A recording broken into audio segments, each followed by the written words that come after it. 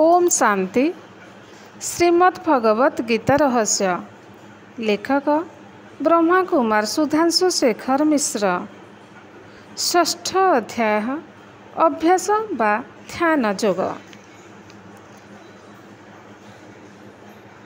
व्याख्या। वासना, अहंकार, व्यक्तिगत संकल्प एवं मानसिक चिंता यही समस्त प्रेरणारू कर्म तद्भुत हुए, किंतु जेतेबेले अहम लुप्त हुए योगी परमात्मा मिलन रे तन्मय हो जाए, तांको सहित तादात्म्य हो जाए, सेतेबेले से चेतनार ऊर्ध्व स्तर रे अवस्थान करुथाए।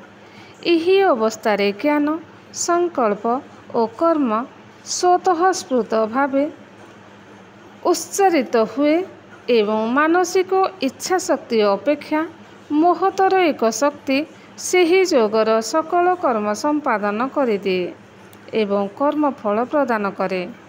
मन स्थिर और नीरव हेले अंतरस्थ आत्मा को अनुभव करि हुए। सेतेबेले आत्मा मनर चिंता बा अहम भाव द्वारा विकृत भावे दृष्ट हुए नहीं। आत्मा आत्मार द्वारा ही निज स्वरूप रे अनुभूत हुए एवं जीव निजर वास्तविक स्वरूप और प्रकृत सुखर अनुभव रे परितृप्त हो जाए। एहीपरि अवस्थारे मनर संकल्प विकल्प प्रक्रिया स्थिर हो जाए। मनर यही अवस्था को वायु प्रवाह शून्य स्थान रे निश्चल दीपशिखा सहित तुलना करा जाई पारे।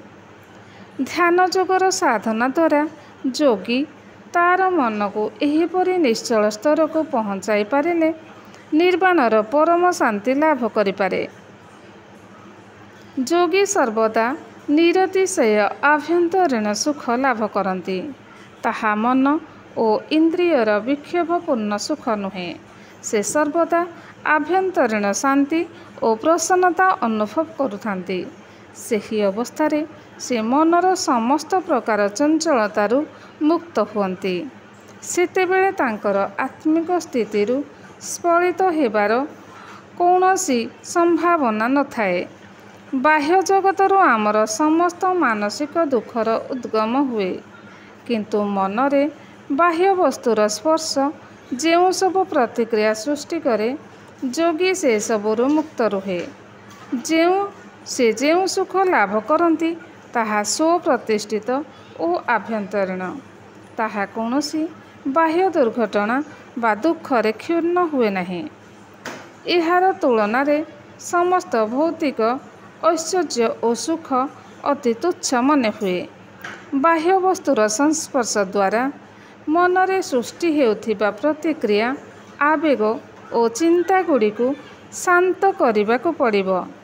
एहार मूल कारण हेला आमर कामना वासना। एथिपाई एगुड़ी को परित्याग करने सहित उशृंखल इंद्रिय मानक विषय भोगरू निवृत्त करने विधेय। तापरे मनरू बुद्धि द्वारा स्थिर रखी अंतर्मुखी कराइबा को पड़िबो। स्वभावतः चंचल मन को शांत करने सहज न हेले मध्य दृढ़तार सहित अभ्यास कले यह क्रमशः संयम और नीरव हुए। ध्यान योगी मानक अनुभव। प्रशांत मनसं ह्येनं योगिनं सुखमुतम् उपेति सन्तरजसं ब्रह्मभूतं कल्मषं जुञ्जनेवं सदात्मानं योगी विगतकल्मषः सुखेन ब्रह्मसंस्पर्शं मत्यन्तं सुखमश्नुते। सर्वभूतस्थमात्मानं सर्वभूतानि चात्मनि इक्ष्यते योगयुक्तात्मा सर्वत्र सर्वदर्शनः। जो मां पश्यति सर्वत्र सर्वं च मयि पश्यति तस्याहं न प्रणश्यामि स च मे न प्रणश्यति। सर्वभूतस्थितं जो मां भजत्येकत्वमस्थितः सर्वथा वर्तमानोऽपि स योगी मयि वर्तते। आत्मैवान्येन सर्वत्र समं पश्यति योऽर्जुन सुखम बाजति वा दुःखम सजोति सजोगी परमं मतः। अर्थ प्रशांत चित रजोगुण जनित विक्षेप शून्य निर्मल ब्रह्म भाव प्राप्त योगी को उत्तम सुख आश्रय करे।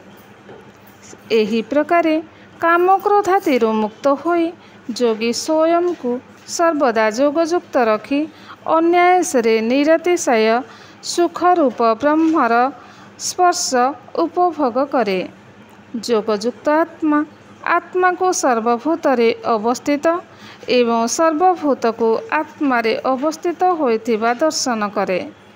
से समस्त वस्तु को समान दृष्टि रे देखे। जिए मते समस्त पदार्थ रे देखे एवं समस्त पदार्थ मो ठारे देखे मु तार परोक्ष हुए नहीं, से मध्य मोर परोक्ष हुए नहीं। ଯେଉଁ ଯୋଗୀ ଏକତ୍ୱରେ ପ୍ରତିଷ୍ଠିତ ହୋଇ ସର୍ବଭୂତରେ ଅବସ୍ଥିତ ମୋତେ ହୃଦୟର ପ୍ରେମ ଓ ଭକ୍ତି ନିବେଦନ କରେ, ସେହି ଯୋଗୀ ଯେଉଁ ଭାବରେ ବାସ କରନ୍ତୁ ବା କର୍ମ କରନ୍ତୁ ମୋ ଠାରେ ବାସ କରନ୍ତି ଓ କର୍ମ କରନ୍ତି।